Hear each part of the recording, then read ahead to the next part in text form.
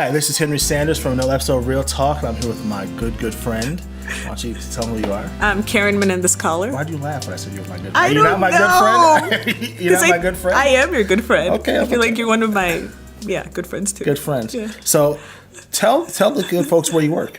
I am the executive director of Centro Hispano of Dane County. So on the south side of Madison, right next to the transfer point right there. In the heart of the city is what I like to call it. Right. Oh, that's interesting. So you're going to be right by Madison College, the build out, Yeah, right? right across the street. So how does that impact your real estate have to be? I bet everyone's knocking on your door to get that location. Well, not yet, but I am thinking it's going to start to happen. Oh my gosh, you have like prime real estate. Yeah, no, I think so. But I think we have a real opportunity to think about the vision for that area. I mean, with Madison College across the way, we do a ton of things with them. Urban League's right there, Nehemiah's up the street. Access Community Health Centers right there. So I just think there's just a lot of possibility. And I'm really, really itching for an opportunity for all of us to come together and kind of, let ideas percolate and define what that area is going to be all about. I think it could be amazing. Wow, so you guys haven't done that yet? You haven't gotten together and talked about like what this should mean for that?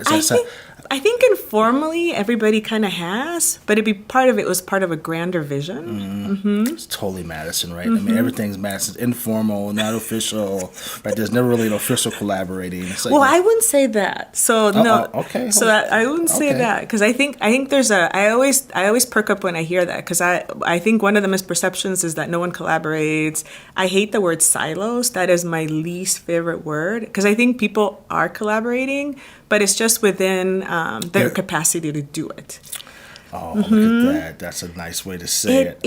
Henry. I need to say that not just silos, but their own capacity. I like that. Yeah, I need to rethink how I say that now. But you know what it is? Because because the system needs to step up to the challenge. And until the system is doing that, all of us are doing a lot more than we probably should be doing. Yeah, I believe that. Everyone's doing more than So the question is, how do we get more capacity? And part of that's collaborating. Yeah. Interesting. Yeah, food for thought. Food for thought, Henry. Yes. Talk to your mom about that. My mom's gonna love that. So just so you know, everywhere I go, everyone brings up my mom. So shout out to mom. Shout out to Teresa. Love her. Hi, mama. So tell me about your journey from being here, because I know you went to high school in LA. I did. East LA? Inland Empire. Okay. So yeah, you could say that. Way east. Yeah. Way east. Okay. Yeah. And so tell me about that journey from going to LA, then coming to Madison. I mean, that has to be a total culture shock of the different realities. Yeah, I think I moved around a lot. So I don't know if people know this since I was 5. I always tell the story within the Latino community, because I think it's important for all of us to acknowledge our journey and what makes us who we are. But ever since I was 5 until I was around 12, moved around a lot, immigrating up the coast, the West Coast, and we finally settled in Los Angeles. I went to high school there, which was a lot of transitions, but I came to love it because it was an incredibly accepting and real place, which I think is a very important thing for a city to have. And then I moved around a lot afterwards. I mean, I lived in Baltimore. I went to school in Michigan at one point. I lived in Sacramento doing some policy work at the state. I lived abroad. And I think when we talk to our youth at Centro, that's one of the things that I think is very important for everybody to hear is that just try different things out, aspire, dream, get out, learn how different people do things, because then you bring all those perspectives back to your community. I was always intentional about all those different experiences were going to be useful when I could go back to my community. For the longest time, I would see outsiders coming to my community in LA trying to help or, make sure that things were going in the way that they thought things needed to be going. And I always thought I need to bring that voice to our community so that they have their seat at the table. And so it wasn't so earth-shattering to move to Madison because I moved around a lot. But I think we need to be a lot more open about the inequities. And Wait a minute. See, you say it's because the camera's on. Wait a minute. You're saying you came from LA. Yeah. How many people look like you in LA when you're there? I bet you saw more people daily who look like you than others. Well, that is very true. Yeah. And you're saying that coming to Madison, which I love, I grew up here. This is my home. I love Madison. I love Wisconsin. This is my home. I wouldn't move anywhere else. This is my home. But come on now. You have to admit that there's a big different culture from being there from here. When you walk, I mean, there has to be days. I mean, you're on the South Side, so I guess. But there has to be days that you might not see anyone who looks like you, right? I mean, like if you weren't at Centro. Well, that's the thing, and you hit the nail right in the head there. That I'm lucky and that I am at Centro. So if I moved here and I wasn't at Centro, I don't know, that would be different. But but the fact that I am at Centro and I am in community for a big percentage of my time helps quite a bit. Yeah, and I know people like you and your mom. No. There's no endorsement deals here, Mom. Nothing. You're not coming on this show ever. So, what would you take from LA that they're doing well, and that you would say that Madison or Dane County should be doing, that they're doing well there, that you could take from that experience and bring here? I think it's just going to be a natural progression. LA for me, it's such a communities of color really drive the narrative there.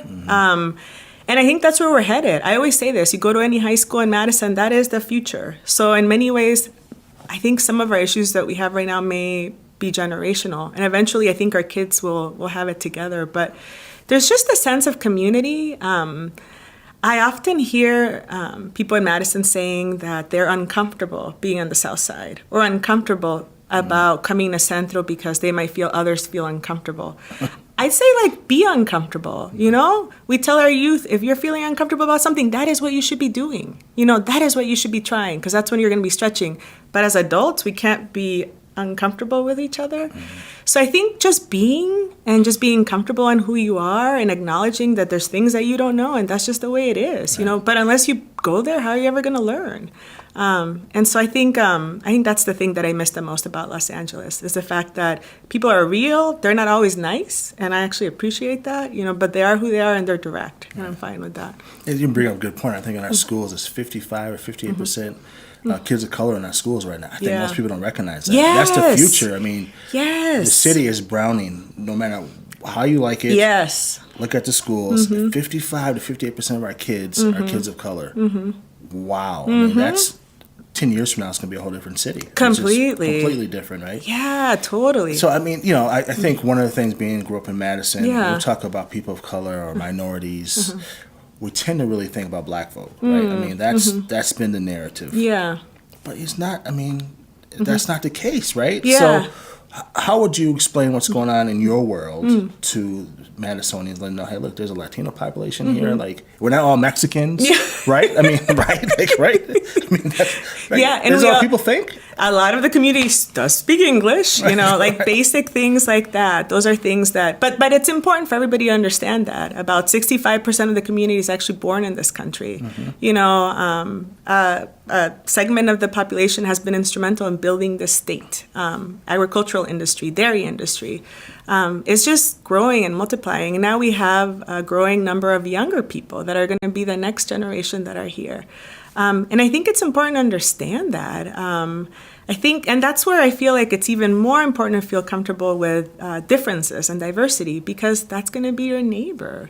Right. That's who you're going to be living with. So it's curious that you say that when you think about communities of color, if you're from historically, when Madison talks about people of color, our inclusion, they historically mean women, the LGBTQ community, and black folks. That's historically, and probably in that order. And that's just historically they talked about it. Yeah. And so it's just a different dynamic now to it. I think it's a different richness to it, right? Yes. I think it's there's a beauty to it, right? Yes. I think we just have to embrace it and understand the beauty of the diversity within the diverse communities. Yeah. But I sometimes think we don't talk about the Latino community, what they're doing and what they're doing to the community to help the community thrive. And we kind of talk about immigration, right? Yeah. That's always the narrative. Yeah. But it's never about all the other wonderful things that are going on. Yeah. So, is there something that you think the Latino community is doing now as a group that they're trying to move the county or the city move forward?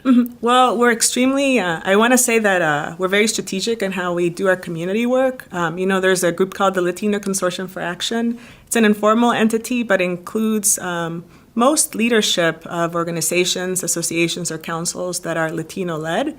And it's a very organic process. We meet once a month, but it's so that we are all on page about the priorities for our community. And it's also a way to build trust. It's a very natural way to build trust, because if you don't have trust, you won't be able to be cohesive in moving things forward. So trust within your own community. Yeah, trust. Well, trust just amongst people. You know, we talk a lot about that even with my staff. We need to back each other up. We need to have trust. We need to value each other, because the outside world is very challenging for us right now. But when I walked into the space of Centro or with the LCA on a Saturday, there's got to be that cohesion. And when there isn't, it should be a space where we can talk about it and move those things forward. But, you know, to your point that you're talking about, I think immigration is huge for the community. And I think it should remain huge because it's the foundation of who we are. I'm a 40-year-old something person. I'm not going to say. But being an immigrant has always stood with me. I'm still that 5-year-old girl that was always that. And it should be a part of the history of our Latino community, because recognizing that and remembering it, that's when you're going to keep driving. You know how if you know your history and if you really understand it, that's when you got the resilience to keep driving. Which brings me to my next question.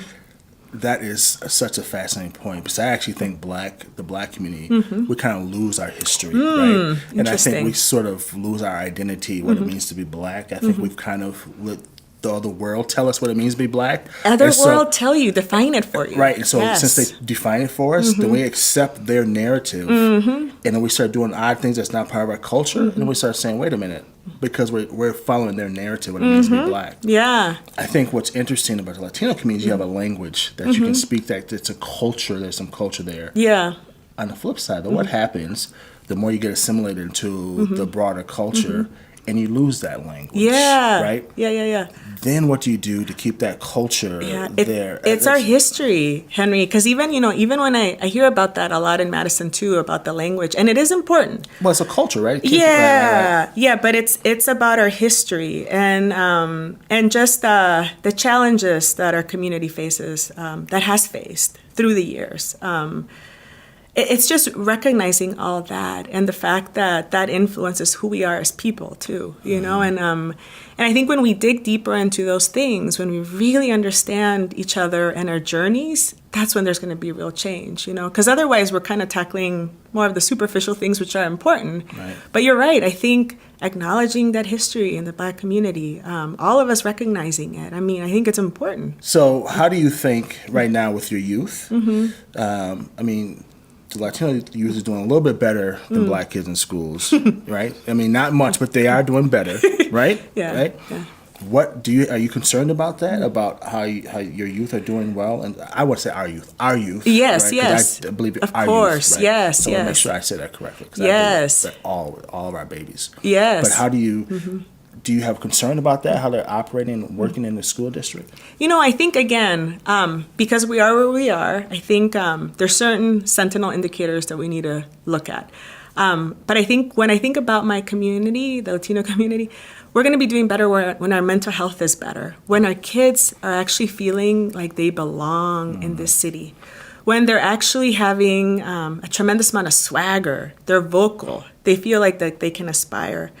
And for me, when they graduate from high school and their college, retention rates or wherever they go after that are actually equivalently just as high. They're not. They drop significantly. Only about a third of the Latino youth end up, nationally continuing on. So it's really, really important that we look at the full picture. And things are going to vary, They're going to vary by city, they're going to vary by county, and we really need to understand what's going on with our community. But you're right, I think at this point we're at a point where things are really stark for our Black youth, and we need to address them. But unless we really understand what's making all of our kids from communities of color successful, not everybody's going to thrive. And I want to see kids that are inspired, that are dreaming. And that's almost more important to me, truthfully, than anything else. How long has Centro been around? Since 1983. Oh, it's been that long. Yeah, it's been around since 1983. Wow. Plugging along. And you've been there how long? Since 2013. So like 6 years? Very much. So what has changed since you've been there when you first got to Madison? Not just, I want to just about Central, but Madison from being there to now. Because I know you have a strategic plan coming April 25th, right? Yes, very much so. Yeah, so we, when I came to Centro, we were really honing in on our programs. We do a lot of work with youth, but we also wanted to do a lot more work with adults. Because when you do work with kids and adults, that's when you start transforming neighborhoods. And if we're going to have sustainable change, bigger picture, that's what you need to start doing.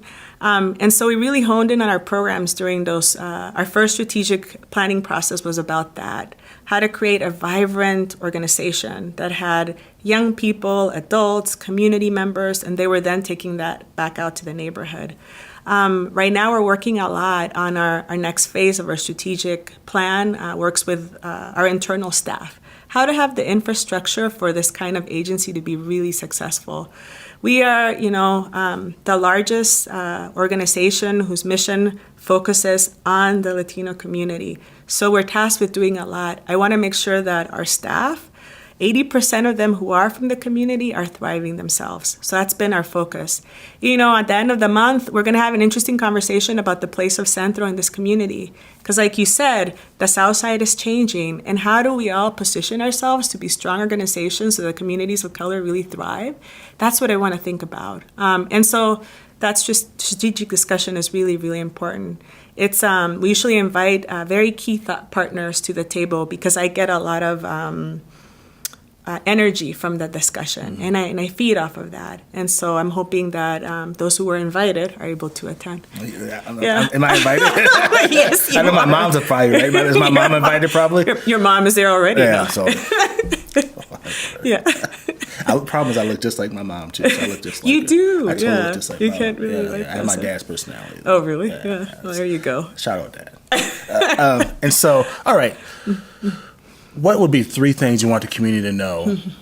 Probably thinking about someone who doesn't know much about your community, doesn't know much about Centro, but you want to educate them on some perceptions they might have about the Latino community. What would 3 things? What would you want them to know? We're extremely resilient. You don't need to just come to us in the time of crisis. There's a role for our organization because we're very intentional about creating a strong Dane County community that can feed into statewide efforts when it comes to immigration issues. That's a very important piece of the work that we do. But we're very resilient. So if you come to Centro, don't expect to need to help us, but expect to be there at the table with us and learn about what we're doing to drive the initiative. I think that's really important. I think just not being scared of our community, being comfortable with being uncomfortable is very, very critical for the city to learn, to understand. I would love for everybody to talk about the issues and include all of us. Think about Centro every single time when you're thinking about our issues in the schools, when you're thinking about mental health supports for the community, alcohol and drug issues, when you're thinking about employment, career tracks, every single thing that people out there are engaged in, their networks, they should think about communities of color broadly because we're really going to be driving the agenda in the future and we need to have partners at the table that understand us. So I just want them to come to the table now. I love that. Yeah, I love that. Include us in all parts of we're all parts of society anyways. Don't put us in a box. Don't put us in a box and don't look at Henry and think, oh yeah, black, right. And don't look at me and think, oh, Latino. No, we have a lot of more commonality. It's a different ball game. Right. And I think we need to stop putting us into boxes. And I always tell people that this no longer, I think this is a moral issue, helping people, but there's an economic issue. Just a straight human capital, if just straight numbers, 58% of our kids in our schools are kids of color. That means that's going to be your future. Yes. So it's no longer just about a moral issue. We want to help people of color. Oh, pat us on the head. Yeah, we need help. no. This is about your future, your kids, your economics. You have to be open. Because even if you're not, it's coming your way, right? So Centro is only a South, to me, I'm a Madison boy, I grew up on the North Side. We're really a South Side organization to me. Are you guys, are you in some prairie? We are. We actually have, thanks to an amazing partner in Sunshine Place, we're able to provide. She's great. Yeah, she's wonderful. So we're able to provide our general support case managers out there, kind of trying to assess the needs and try to collaborate in ways that we So can how do we help expand capacity. you guys? Yeah. So, I mean, North Side, which I'm a North Sider, like how do we spread you out because the population is growing? Yeah. Some Prairie makes sense because some Prairie is growing. Actually, percentage-wise, some Prairie has more blacks than Madison, right? So how do we get Centro not just to be the Southside organization? I understand you do work across the county. I understand that. But it's always powerful to have locations in other places. How do we help support you to do that? That's so funny because that's a piece of a conversation that we're going to have at the end of the month. And in many ways, people come to Centro on the south side from all over the city, outside the city, from the county. Our legal advocate is completely oversubscribed. His services are oversubscribed, and people come from all over the place. So I think the fact that we're based in South Madison is very meaningful because it's a hot spot for the Latino community, and because of all the other partners that are there, that we can help create that. But by and large, our community comes from all over the place. And I think that's also one thing that is important to understand, that people are coming because they're seeing us as an organization where there can be a home and a safe space for them. Yeah, but we need to get you. Yeah. We need to get you guys across the city or the county. I mean, and that's one of the things that we've been thinking about too, about how to solidly create that kind of a platform. Because I get historically Southside was the mecca for people of color. It's no longer that's not the case anymore, right? So. I'm listening to your passion and your strategic thinking, and I know you have a strategic way how you process things. Yeah. We just need people like you in Centro across the county to deal with the growth. Yeah. Right? I mean, strategically, we should be preparing. If we want to prepare for the growth, I think we should be helping organizations that are doing things well to expand and give them capacity to do that. Yeah, and that's on our minds quite a bit, and figuring out how the timing should work to roll that out, or what would that look like. That's exactly what we're thinking about right now. What should Centro be for the next 5-10 years? That's a whole discussion that's really, really important. And how much is our water to bear, and how much is the systems, changes in the systems that need to happen? That's tough. It's tough. So one last question for you. So my friend Juan Lopez, as you know Juan. Hey Juan. I love Juan. Him and I always talk about the black and brown divide. Oh. Right? And we always You do? We do. But it's always from a perspective of we want to make sure there is no black and brown divide. Yeah. Like, how do we make sure there's no black and brown divide? How do we make sure our people are always united in that world so we on the same team? What would you say? How would you answer that question? Yeah, this is an interesting one because you won't get that from me. Right. Like I think, again, people put me in that box where... Right, and I think it's also generational. Yeah, I think maybe that might be it too. Yeah, because the issues are important. All of them are important for our communities to thrive and move forward. I'm very vocal about the issues for the Latino community because I want them to be recognized, and because we're in the space where everybody's still learning. Right. And so that needs to get up to speed so that when you think about communities of color, you think about everybody that's in need. But for me, it goes back to the point of getting out and understanding how our futures are really connected. My future is connected with that future of the young black boy in high school. We're completely in sync. So I can't think of one without the other. It makes no sense to me. And in fact, a lot of the outcomes that we're looking at, we're at a different time point in each of them, but we're all headed in the same direction. So that's a problem for me. And that's a problem that we need to address together. So I could, keep thinking about some people thinking about a divide or just do the work at hand and know that we are connected. And whenever there's a challenge going on, I'm going to show up, and I will expect that somebody else will show up for my challenge too without me having to invite them, that it will be a natural thing. That's really important, really, really important. The sad thing is that sometimes, we're also burdened with advocating for what we know is at stake, that there's not enough time for that. But it's very important for me, for everybody to understand that matters for me too, if that makes any sense. It does. You're really saying that we should always be thinking about the broader community. Yeah. And just don't come to us when there's an issue. They come to us all the time. The more you build relationships, then you don't have to worry about the divide, because then when something happens, you're already on the same page. Yeah, or I don't see you all the time, but I am thinking about, I wonder how Henry's doing with that. You do ignore me a lot. Oh, come on. No, I do not. I do not. No. I remember having coffee with you 4 years ago, and that was a really helpful conversation. And I've always held to that advice. I don't think you remember what you told me, but I do. I've held to all that. So I said that East High School is the best high school in the city. That's probably what I said. Is that what I said? No. Go Dodgers. I'm just kidding. The Dodgers. What? what was that?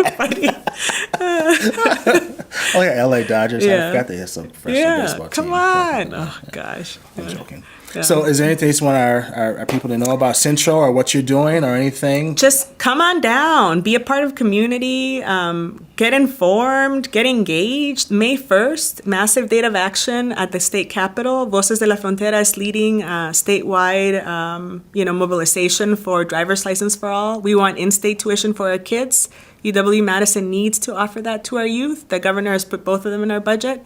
Let's make that happen so that the work that we have to do at Centro is a lot easier. How does that happen? So right now the legislature passed something to make it happen? It's part of the budget, the governor's budget. And so that's all up for conversation. But May 1st is a massive date of action at the Capitol. And I said this last time, I would love to see diverse faces there because those are the events that matter. Mm-hmm. When everybody shows up and says, this is important to me, how can this be happening in our community? That's what matters. That's powerful. Like, even though very powerful. Even though it's not just the Black community, it's not specifically our issue. Yes. Well, it is our issue, right? That's what you're saying. No, it is our issue. If one part of our community is getting wrong, then we should also be supportive. Yeah, right? Everyone should be part of that. Yeah. I'm with Got you. it. All right, I'm with you. Next time, return my text more often. All right, I'll do that. Right. So stop shouting at my mom so much. Bye, Teresa. Thank you for another episode of Real Talk, and thank you. I'm glad this is wonderful, and welcome. I'll be there April 25th. Okay, and sounds good. Can we let the public know what happens April 25th? We can do it after. Yeah, it's a private event. But can we let the people know the strategic plan? Yeah, definitely. All right. That'd be great. Can we post it up on our site? Yeah, there we go. Can we do that? I think so. We can probably take it from there. Okay. Well, you're the boss. I mean, depends on what happens in that discussion. Right. Where we stand. Amen. Thank you for another episode, and I will look forward to talking to you next time.